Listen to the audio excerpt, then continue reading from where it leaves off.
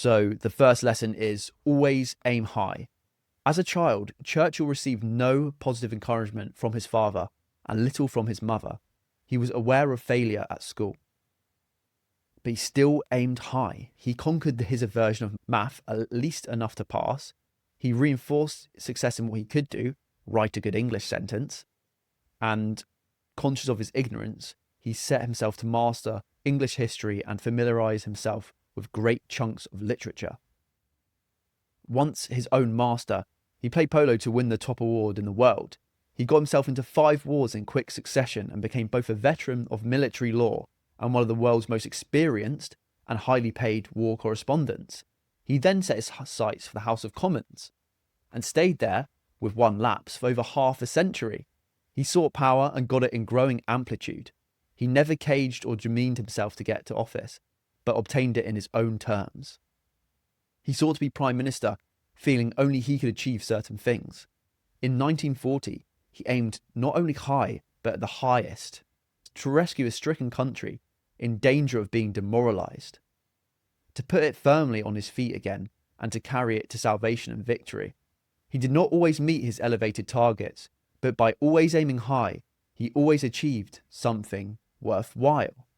Such good lessons. Aim high, belief comes before ability.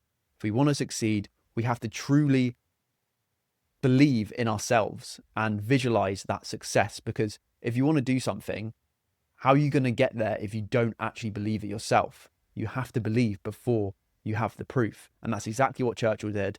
And that's exactly what we should do as people wanting to become successful. Lesson number 2 is there's no substitute for hard work. Churchill obscured his moral by his, for him, efficient habit of spending a working morning in bed. He also manifestly enjoyed his leisure activities, for him another form of hard work, to keep himself fit and rested and to enable himself to do his job at the top of his form. The balance he maintained between flat-out work and creative and restorative leisure is worth study by anyone holding a top position. But he never evaded hard work itself, taking important and dangerous decisions, the hardest form of work there is, in the course of a 16-hour day, or working on a speech to bring it as near to perfection as possible. No one ever worked harder than Churchill to make himself a master orator, or forcing himself to travel long distances, often in acute discomfort and danger, to meet the top statesman face to face, where his persuasive charm could work its best. He worked hard at everything to be the best of his ability. Mistakes he made constantly, but there were never anything shoddy or idle about his work. He put tremendous energy into everything and was able to do this because he conserved his energy too. There was an extraordinary paradox about his white, apparently flabby body and the amount of muscle power he put into his life, always. Super important. There's no substitute for hard work. It's so true. We have to work hard at whatever we do, and even during leisure activities like painting or reading and stuff that isn't like conventional work, we should work hard at that as well. Humans are made to work hard, and I think the more idle we are, the worse off we're going to get, and the more we're going to regret not trying harder when we're older. Third lesson from Churchill, and in its way the most important, Churchill never allowed mistakes, disaster, personal or national, accidents, illnesses, and unpopularity and criticism to get him down. His powers of recuperation, both in physical illness and in psychological response to abject failure, were astounding. To be blamed for the dreadful failure and loss of life in the Dardanelles was a terrible burden to carry. Churchill responded by fighting out on the Western Front in great discomfort and danger, and then by doing a magnificent job at the Ministry of Munitions. He constantly made a fool about himself, but he had the courage, most important of all virtues, to continue. These strengths are inborn, but they can be also cultivated, and Churchill worked on them all his life.